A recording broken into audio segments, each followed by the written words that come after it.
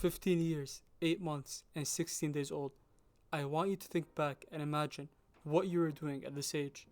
Whether it was opening FIFA packs at 3 a.m. or taking a third-tier Japanese club to the top divisions of the J-League in Football Manager, I can guarantee you weren't debuting in the highest division of Italian football with one of the most prestigious clubs of all time, AC Milan. In the 83rd minute of the Milan and Fiorentina game, history was made.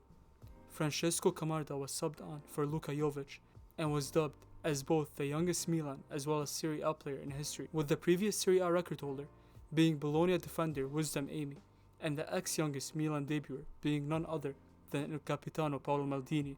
Of course, this wasn't a random decision, as both Milan's starting strikers were either unavailable or unfit for the Fiorentina game, Giroud having faced a red card in the previous game, and Okafor having suffered with a hamstring injury. While Camarda couldn't really make a big difference after substitution, since Milan were defending their 1-0 lead, getting substituted alone was enough to get people thinking about his potential.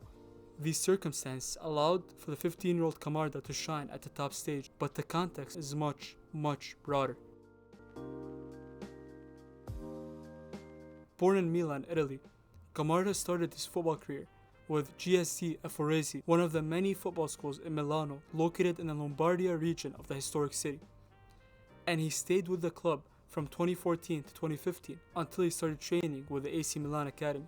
The coaches at the academy quickly noticed that Camarda's true position cannot be in the defensive lines, so they decided to move him up the field to a striker position. This is where Camarda truly showed his powers as a pure number 9, scoring 485 goals in only 89 matches for AC Milan's academy, which converts to an insane goal-to-game ratio of 5.45 goals per game on average.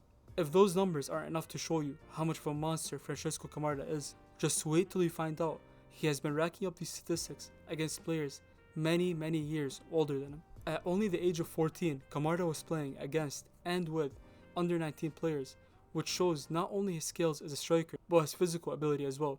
Standing at around 184 centimeters and weighing about 79 kilograms, Camarda's body type plays a huge factor in terms of competing against older players. It is important to note that the difference between a 14-year-old's physical abilities compared to 18-year-olds is incomparable to the gap between a 24 and 28-year-old, since these years are very important in both physical as well as footballing development. Moving past the academy club level, Camarda also competed on the national level as well, scoring 13 goals in 21 games overall for the Italian side during his time playing in the under-15, under-16, and under-17 squads. The absence of a pure number 9 has been not only a club level issue, but a national one as well.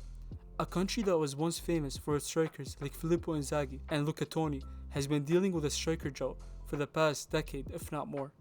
It is important to note this fact since it shows the importance for a player like Camarda to show his talent on the national stage as well.